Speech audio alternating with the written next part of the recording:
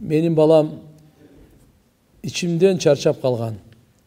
Ошол күндөн бери кичинекей баланы көп түш көрөм. Эмне кылышым керек? Куран окуп турсам болобу? Жо сиз кыжалат болбоңуз, эми бул тагдырда бар нерсе экен. Сиз алхамдулилля ошо бала үчүн эле же болсо Куран окуу эмес, сиз өзүңүз үчүн Куран окуңуз. Зикир кылыңыз, сөзсүз Куран окуп туруңуз. Бирок Куран окуганды биз ушундай деп ойлонуп алдык. Куран окуу десем аягы тамактан кийин Фатиха мен Ихласты окуп коюп, омин деп коебуз го. Жок, Куран окуу жарым саат күн сайын аз дегенде эркек аял Куран окуганга убакыт бөлүш керек. Үйрөнүүгө, биринчи үйрөнгөнгө. Бардык нерсе үйрөнүү менен болот. Үйрөнөйлү, тамга үйрөнөйлү. Ошо 28 тамгасы бар экен, 28 күндө үйрөнүп алабыз. Кийинки айда кошуп калабыз, 3-чү айда чогуу окуп калабыз мындай. Азыр алхамдулилля соц тармактарда дагы Кудайга шүгүр, ушу Куранды үйрөтө тургандар көп. Бардык нерсени үйрөнүп атпайбызбы? Тиккенди, кыркканды, тамак жасаганды Куранды үйрөнөйлү. Убакыт бөлөйлү, үйрөнөйлү. Албетте бир нерсени айтып коюшубуз керек. Айыз учурунда, нифас учурунда Куран окуган болбойт.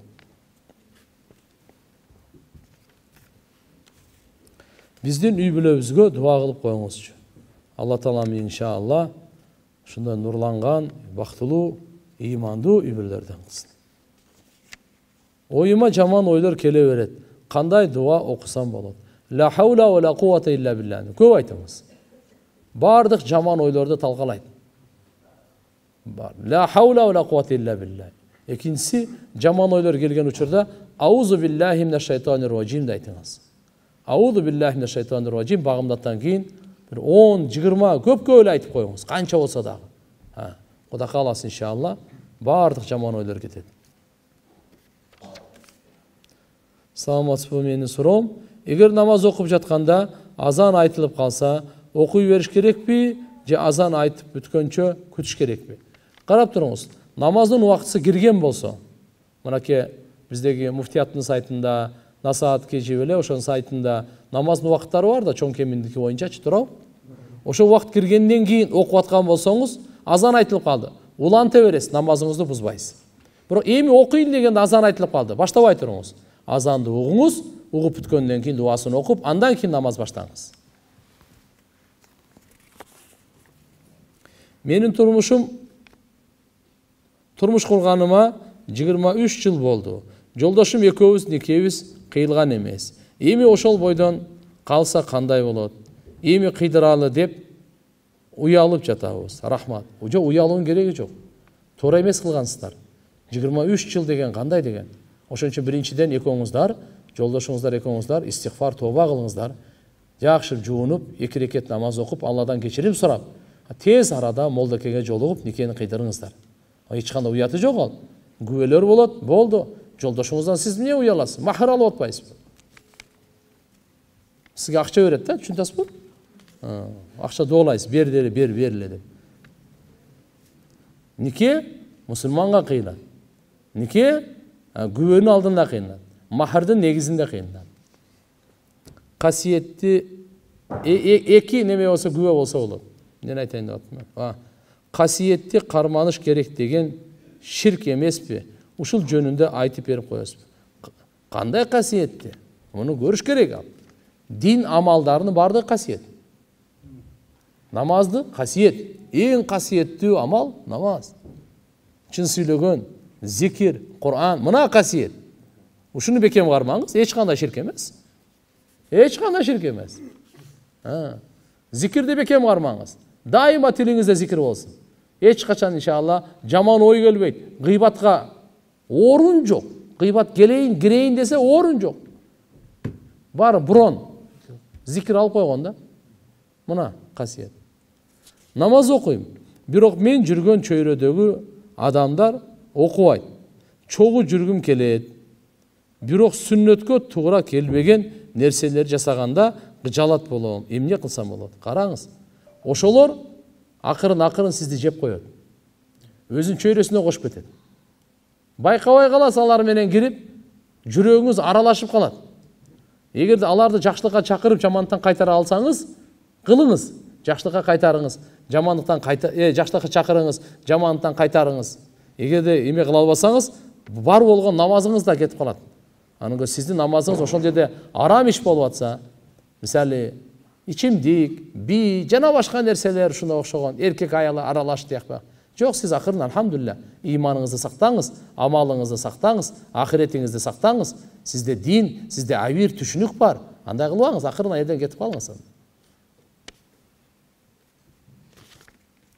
Аялы намаз окуп, күйөөсү намаз окубагандар болот. Буга кандай жооп бересиз? Аялы соопту ала берет, Алланын ыраазычылыгын таба берет, ахиреттен көрө берет. Бунун эсеп китеби, таразасы өзүнчө болот. Күйөөсү күн сайын күнөөгө бата берет. Жакшы эмес.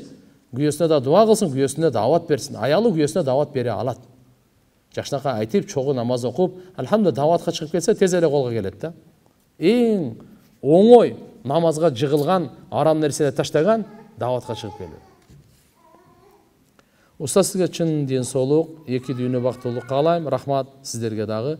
Ата эне деп үй бүлөсүнө салкын мамиле кылат жолдошум. Андай кылбасын, баарына тең мамиле кыласың. Ата энесин да карасын, кызмат кылсын, бирок үй бүлөгө дагы сөзсүз убакыт берип, аларга алхамдулилля ибадат, талим тарбиясына, тамак ашына, көңүлдөрүнө сөзсүз убакыт бериш керек. Чач узун болуп, гусул алганда кургатыш кыйыныраак болуп катат. Кыскартса болобу? Айрыкча кышында оор болуп атат. Чач кыскалар деле намаз окуп атышат го. Чач кыскалар сизге үлгү эмес. Алхамдулилля, сизге Алла субхана ва таала берди. Эми мындайда чач эгерде баягында бир бала алап кетсе, чач кыркканга уруксат бар шариятта. Бирок мындай эркектердикиндей кылып кыркканга, окшотконго болбойт го. Мисалы кайерде, мисалы, тизесине чейин чач. Ушуну бир аз мисалы жогорураак, белине чейин дегендей мисалы. Ушуга окшогон акырын эгерде ушу бир кээде чач оор болот да. Анан кийин мисалы гусул маселесинде эгерде чач өөрүлгөн болсочу, анда жеңил эле. Ушул мына баштын териси бар го, тери. Ушу териси менен ушу түбүндөгү суу жеткирип ошол жер фарыз болот. Бардыгын эгерде чач өөрүлгөн болсо, анын бардыгын аны жандырып, ар бирин суулап чыгып жууганга кажет кереги жок. Харач деп коет буну. Биздин шариятыбызда буга жооп берген. Ошон үчүн негизи ошол ар бир жеткириш керек баштын түбүнөчү сууга. Мындай узун боло турган болсо, өөрүлгөн. Аны үстүртөн эле бир сыйра мындай суу менен масык кылып коет, ошо жетиштүү. Эгерде өөрүлгөн эмес болсо, анда бардык сууну жууш керек болот. Бардыгын жууп, жакшынакай кургатыш керек болот. Эми динибиз тазалыктын дини. Азыр алхамдулилля заманбап, азыр үйдүн ичинде душтар болуп калды. Алхамдулилля жакшы ушундай мүмкүнчүлүктөрдү жасашыбыз керек. Карап туруп. Атак мисалы жөнөкөй эле жөн чачты кыскарткан болбойт. Бизде ушу айтылып келген, чачы кыскарткандын акылы кыска дейт. Этиятташ керек. Аял киши талак берсе болобу? Жок. Аял киши кандай талак берет? Талак эркектин гана акысы, эркек гана бере алат. Аялдарга берилген эмес. Үй бүлөдө баланы тарбиялоодо ата менен эненин укуктары бирдей болобу?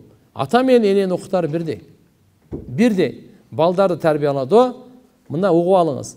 Пайгамбарыбыз Мухаммад алейхиссаламдын балдарды тарбия боюнча айткан насааты, жолдомолору, бул тарбия андай ааланда тарбия жок. Ушуну жакшы билиңиз. Ошон үчүн пайгамбарыбыздын сүннөтүндө тарбияласак, бала эң мыкты тарбия сүннөттө болот. Ошон үчүн пайгамбар саллаллаху алейхи ва саллям айтат, атага тарбияланган баладан өткөн улуу жакшыраак неемат жок деген.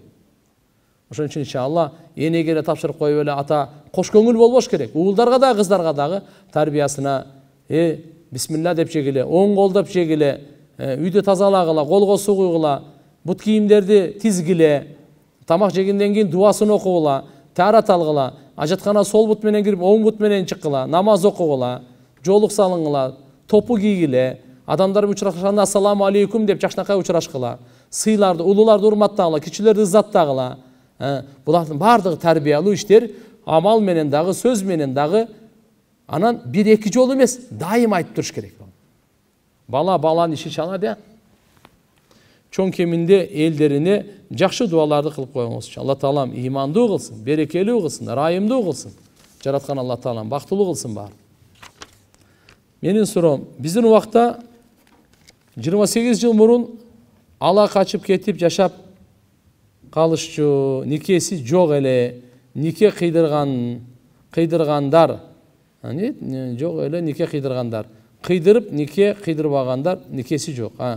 Ошондон кийин 3 балалуу болгондон кийин кыйылган нике кандай болот?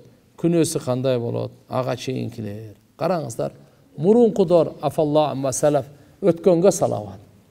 Ушу билбей динсиздикте ушундай кылып өтүп неме кылып туура эмес түшүнүп Алла Тааладан кечирим сураш керек, истигфар тобо кылыш керек. Динибиз толук түшкөн. Ошон үчүн иншалла мына ала качканга ала качкан. Ала качкан өзү ушу туура эмес өзү. Бирок мисалы жашап калып атат, бирок нике кыйылбаса, ал зынанын өкүмүндө. Аны ачык айтып коюш керек да. Ошон үчүн ошонун бардыгына истигфар тобо кылып, ошол кимдин никеси бар болсо, алхамдулиллага шүгүр, никеси жок болсо, тез аранын ичинде эртең кеч болот. Бүгүн нике кыйдырып коюш керек. Эчтеке эмес, буга эч кандай чоң бир той, шан шөөкөт, чоң философиясы жок мунун. Жөнөкөй эле жактакай бир жуунуп алып эле болду. Күбөлөрдүн астынан не молдокени чакырса, о нике кыйып коет, не проблема. Макулдугуңду бердиңби? Макулдугуңду бердим дейт. Сен кабыл алдыңбы дейт. Кабыл алдым дейт. Мынча махыр, күбөлөр турат, хутбасын окуйт, жолосо дуа кылып коет, ошо менен бүттү. Анда эч кандай кыйынчылыгы жок. Болдубу? Үйлөнгөнүбүзгө 4 жыл болду. Кайын сиңдим жашообузга кийилише берет. 2 күндүн биринде үйгө келе берет. Байкесин менден кызганат. Уже тажап кеттим. Не кылам? Кылсам болот. Кечинде жатканда, бул экинчи суроо экен. Мындайда Кудай кааласа өзү сиз жакшы мамиле кыла бериңиз. Жакшы бактылуу аялдар бар го, баарына жакшы мамиле кылат да. Жакшы сөз сүйлөйт. Колунан келген нанын коет, келиңиз, кетиңиз, машаалла, жакшы сөз менен эле. Bundan siz daraja gana tabasız. Her bir sıylagan sayın Allah Teala'nın tarafından soğup verilir. Razıçılık verilir. Adamlar, ayvanlarga rayımdılık kılıp eyişke girgen. Oşun için kança gele turgan bolsa dagı jakşılık kıla veriniz. Darajаңыз көтөрүлө берет. Эч бир неме кылбаңыз. Сиздин үйүңүзгө келип келегече жашап калбайт. Бирок ошол кайнеже, кайынсиңдилерге айтып коесуз. Силер вообще акыңар жок барганга өзүчү. Чын-чынына келгенде. Вообще андай кылыптыр неме кылганга. Акысы жок вообще, акысы жок. Жаман көрсө жаман көрсүн, бирок жакшынакай айтып коюш. Кээ бирлер ушун өтө кийгилишипчи. Жок, сен үй бүлөң бар, болду. Туганчылык мамилени жакшынакай кармагыла. Наоборот, ушу келинге деп, алхамдулилла, үйгө чакырбайсыңар анан көрөм. Тамакка чакырбайсыңар анан көрөм. Мусулманча ушуну үйрөттү эле. Бир жерге барып алып, иттак ошол жерге барып анан тополоң чакырган. Жок, үйгө чакырып, анан көрөк чай берейли, белек алганча барайлы, барып, машалла ушу жеңеме, жо келинге, ушу идиш аяна киши жууп жардамдаша коеюн. Жакшы сөз, чогуу пайгамбарыбыздын өмүр баянын окуйлу деп барбайбы анан көрөм. Тополоң чыгарыш үчүн, фитнакорлук, жамандык, жаман сөз, ушак айтыш үчүн, ушакташ үчүн барбаш керек эч жака. Анан көрөк, алхамдулилла, жардамдаш үчүн болсо мейли. Куран окуп, намаз окуп, зикир чалып, жакшы сөздөрдү айтып, бир несени тиккенди үйрөнүп, бири-бирине жардам бергенде, картошка казганда жардам берип, жоксо алма тергенде жардам берип, мынандай нерселер болсо, идиш аяк жууганда, коногу келип калды, чарчап калды, ооруп атат эле, барып коеюнчу, жаңы төрөгөр эле, баласын кичине көтөрүшүп коеюн, кирлерин жуушуп берип коеюн. Мына ой бизде вообще жок да. Биздики толук ошо арам ой, арам ниет, барып жалкоолук, үстүнө отуруп алып, тамак жемей, жасатпай, ошого да шүгүрсүздүк, ушу менен эле да. Ушу дин, мына биз дин менен жашасак кандай жашайт элек, кандай ой менен жашайт элек, кандай бактылуу болот элек. Динсиздик кайкалып барат, кандай караңгылык кайкалып барат. Ошон үчүн иншалла карап туруп, бирок сиз вообще каяш айтпаңыз. Келген сайын дасторконуңуз ачык, маанайыңыз ачык. Пайгамбар саллаллаху алейхи ва саллям айткан, кулк мүнөз эмне дегенде талакатул важ. Маанайдын ачыктыгы. Кабагыңызды бүркөбөңүз. Пешенеңизди тырыштырбаңыз. Келиндерге айтып атам мен мына. Вообще машалла, бул кулк мүнөз болуп эсептелинет. Ошол Аллага жагат.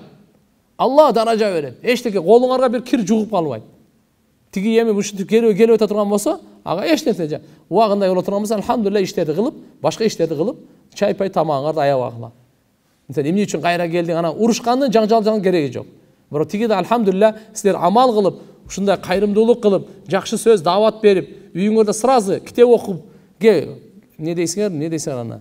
Кайны, же дейсиңерби, кайнсиңди дейсиңерби, кимиңер болсо дагы, кыз дейсиңерби, келди, эже дейсизби, сизби не десе дагы, кичине аз-маз амал кылып коелу деп, таалимге отургузуп койгула.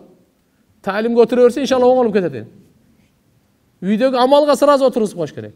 Сиздин үйүңүздө только амал бар, зикир бар. Келгенде даават бергиле. Алладан болот, махлуктан болбойт. Ахирет бар, бейиш, дозок бар. Намазды үйрөт, Куранды үйрөт, зикирди үйрөт, дуаны үйрөт, сүннөттү үйрөт. Пайгамбардын өмүр баянынан айтып бер. Пайгамбарлардын, сахабалардын өмүр баянынан айтып бер. Келгендечи. Ал менен тирешпей, айтышпай, каяш айтышпай, дасторконду салып, курсагын тойгозуп туруп дааватты бер. Алхамдулилlah. Эми сиздин үйүңүзгө келгенде башка ой менен келет, башка ниет менен келет. Биз азыр бири-бирибиз менен ушун тирешип калганбыз да. Бири-бирибизге душман катары сезип калганбыз да. Алар болсо келинди, келин болсо аларды. Андай эмес да. Мусулмандын жашоосу алхамдулилlah бактылуу жашоо. Бир келдик, бир кетебиз. Ошон үчүн иншалла мына амалдарды кылыш керек. Кечинде жатканда албарысты баса берет. 5 жыл болду басканына. Намаз окуйм, дем салып жатам. Бирок такыр кетпей койду. Эмне кылыш керек? Үйдүчө биринчиде музыка жок болсо керек иншалла. Экинчиде жатканда кыбланы карап жаткыла. Кыбланы карап. Кандай десем аны? Түндүктө баш, түштүктө пут. Ошондо 100 кыблага. Хорошо?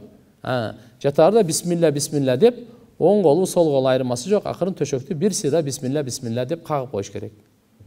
Ихлас, фалак, насты 3төн окуп дуа кыласыз. Мындай. Биринчи аузу биллахи минаш шайтанир раджим, бисмиллахир-рахманир-рахим. Ихласты окуйсуз. Кул хуаллаху ахад. Андан кийин кул аузу бирабbil фалак, андан кийин кул аузу бираббин нас. Алаканыңызды ачып, эки колуңузду ачып дем саласыз. Кандай деп тү дейсиз. Түкүрбөйт дагы, хү деп үйлөбөйт дагы. Тү деп туруп, ошону бетиңизге, башыңызга, чачыңызга, кулагыңызга, колуңузга, бардык денеге кол жете турган. Тырмактын учуна чейин, буттун тырмагына чейин. Дагы экинчи жолу ихлас, фалак, нас. Дагы ушунда тү деп дем саласыз. Үчүнчүсүндө ихлас, фалак, нас. Андан кийин оң жамбаш менен жатып дуаларды окуңуз. Аятал курсини окуңуз. Кудай кааласа иншалла келбейт. Бүгүн кылыңыз, бүгүн келбейт. Бүгүн кылыңыз. Дарат менен жатыңыз, мен айткандай кылыңыз. Эч кандай. Эгерде мисалы кокустан азыр сиздин ишенимиңизге байланыштуу да, келе турган болсо, аятал курсини окуй бериңиз. Вообще кыжалат болбоңуз. Аятал курсини жаттаңыз. Тилиңиз менен окуйсуз. Тилиңизди дагы буу басып алса, оюңузду окуп салыңыз. Жок болуп кетет бардыгы. Кыжалат болбоңуз.